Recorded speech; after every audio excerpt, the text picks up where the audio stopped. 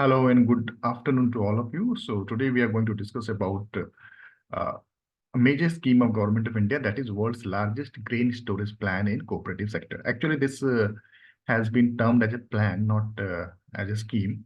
I will tell you shortly why. This scheme was launched in 2023 by Ministry of Cooperation. Ministry of Cooperation. Right now, our Home Minister is also the Minister of Cooperation. Okay, this Ministry of Cooperation deals with the development of cooperatives in our country. So this scheme was launched in 2023 on a pilot basis, and recently in March only, Prime Minister of India has inaugurated some of the storage structures that were constructed under the pilot program of this scheme. So that's why this becomes important for us to study now also. So the name itself says that it is the largest grain storage plan in cooperative sector, which means that some kind of storage structures will be created in our country through this scheme in the cooperative sector. Okay, more precisely, if we say it is at the level of primary agricultural credit societies.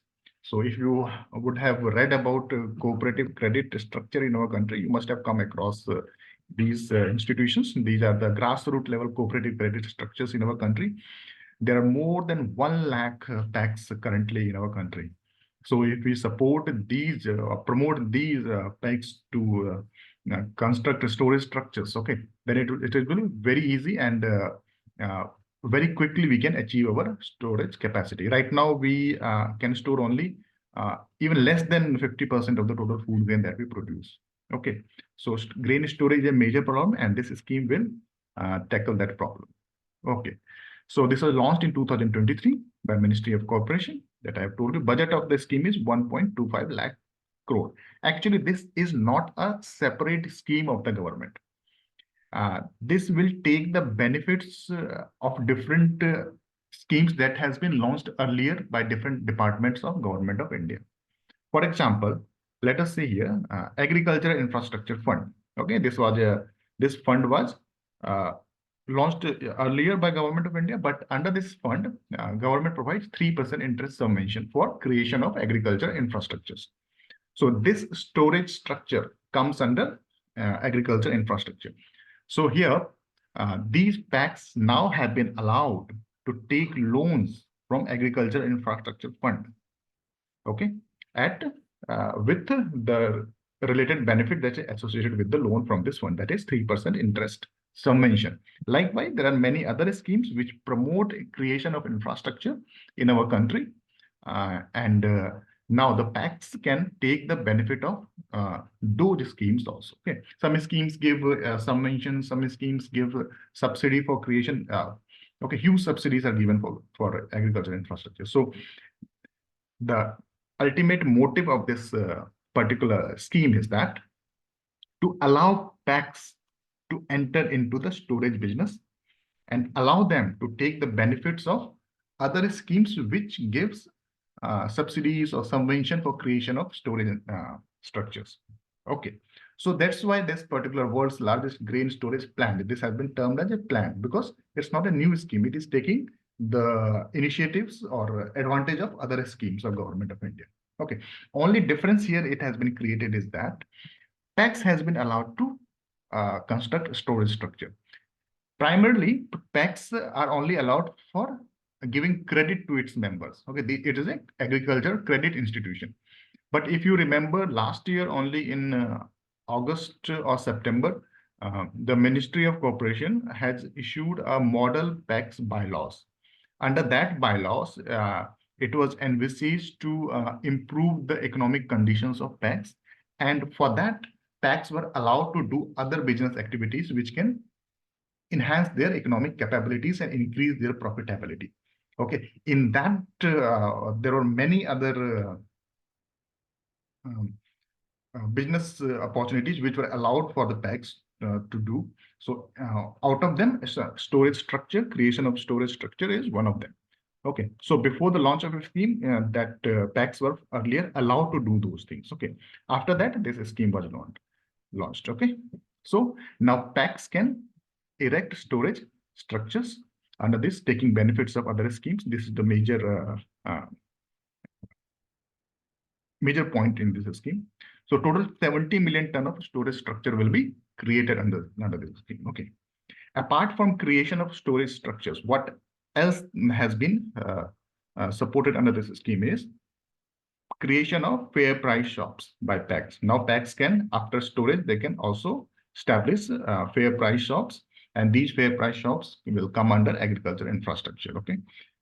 Creation of custom hiring centers. Now PACs can take loans from agricultural mechanization scheme for purchase of agricultural implements, and then they can give those implements to farmers on rent. Okay. For agricultural mechanization also it has been taken care of. Now PACs can also set up primary processing unit. Primary processing means cleaning, sorting, grading, all these things. For them, the machinery can be taken, and related subvention or subsidy can be taken from the respective scheme. So other than storage structures, PACs can also establish fair price shops, custom hiring centers, and processing units. Okay, for all these things, they will be supported. Okay. Now, while they are constructing those storage structures, okay, there are two major purpose for which storage is done. One is for procuring the grain at MSP from the farm. Who procures grain at MSP? There are many institutions, and Food Corporation of India is an example of that. Okay, so these PACs can also procure the food grains at MSP from the farmer. They have been allowed to do that here also. Okay, but here they will act as an agent of Food Corporation of India. Now, Food Corporation of India cannot establish go downs in every village, no. But these PACs are present in almost every village. In every 5 villages, one PAC will be there.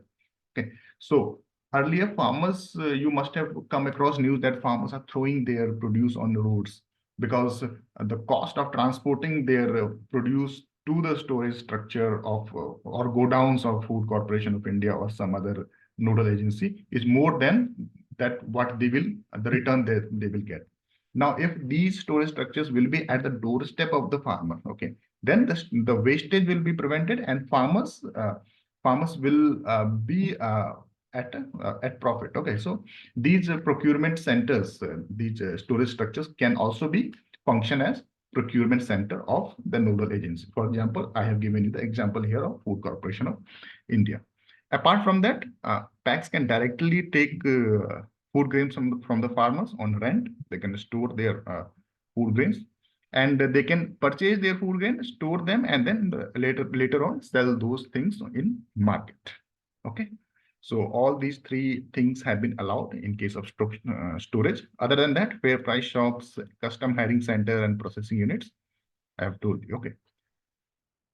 Okay, so these are the schemes which you should remember that they will be from these, the benefits of these scheme will be utilized there. Okay, agriculture infrastructure fund, agriculture marketing infrastructure scheme, mission on integrated development of horticulture, submission on agriculture mechanization, all these things.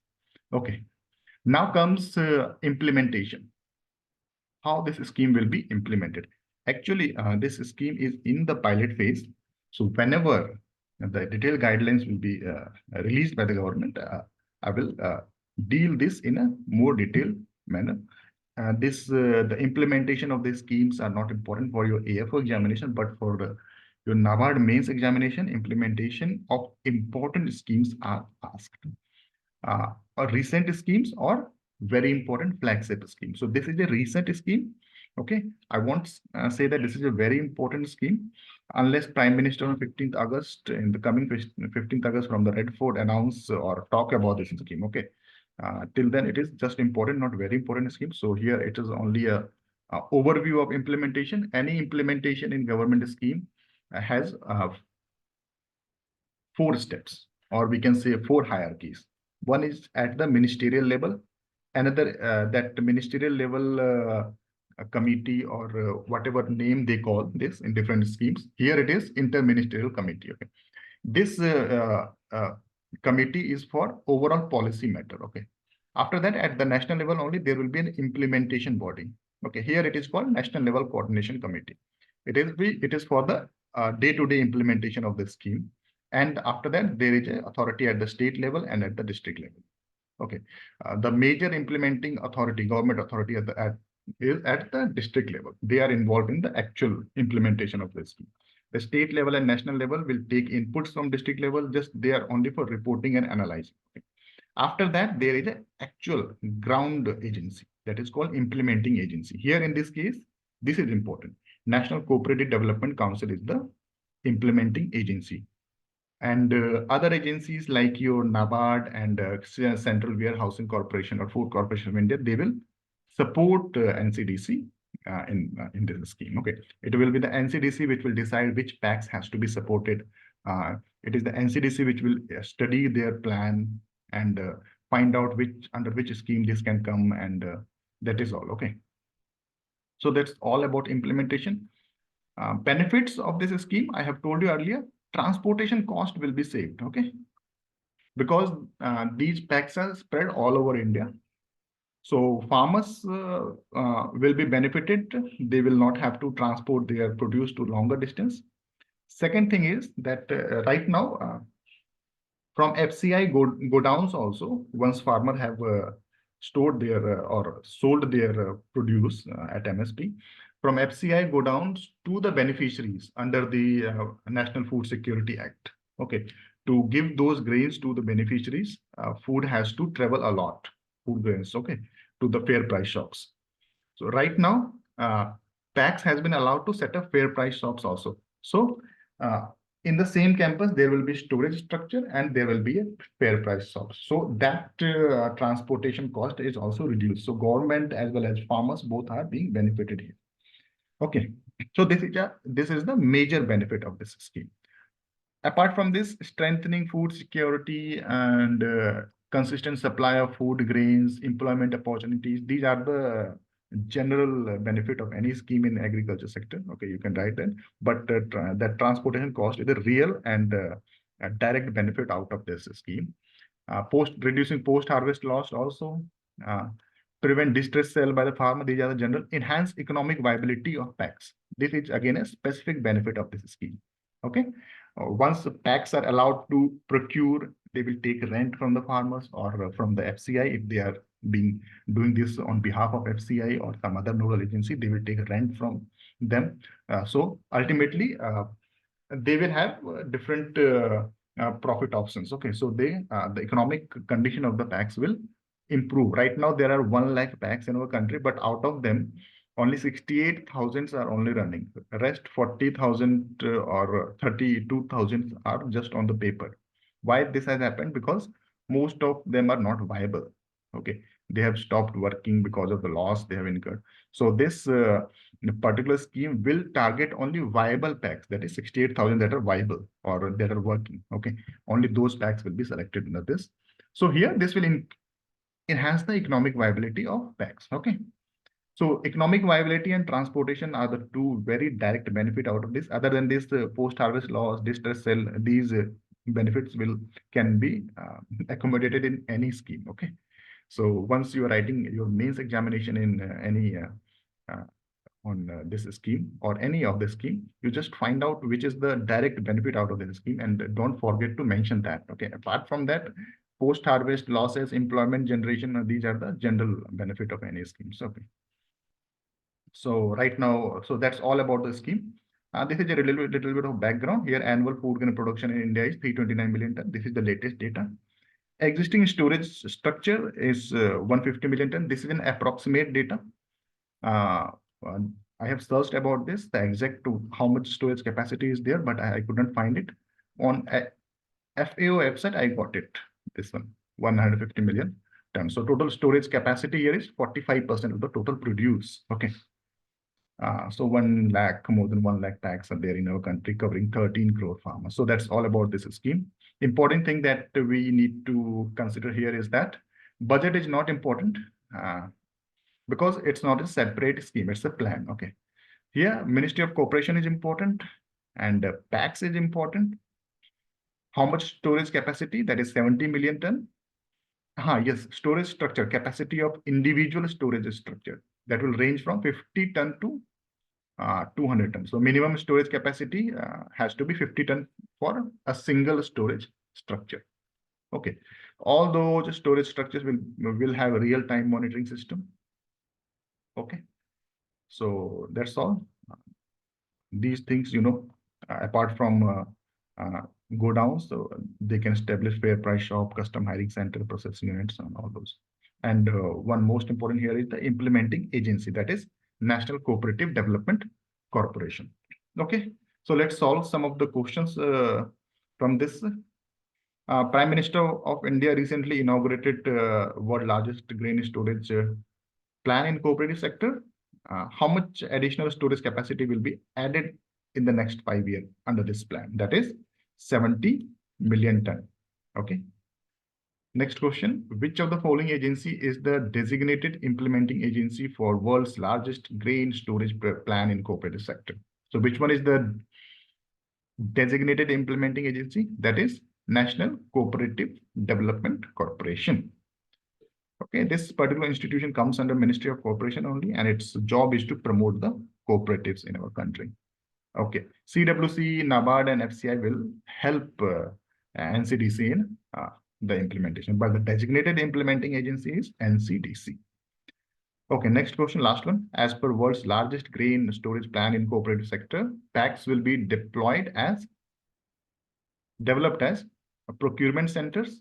Yes, they will be developed as procurement centers. They will act as an agent or agency of the nodal procuring agency. They will act as fair price shops, custom hiring centers, primary processing centers. They will be allowed to do all these things. Okay, so all of the above is the correct answer. So that's all about this scheme. I hope that I have been able to make you understand, and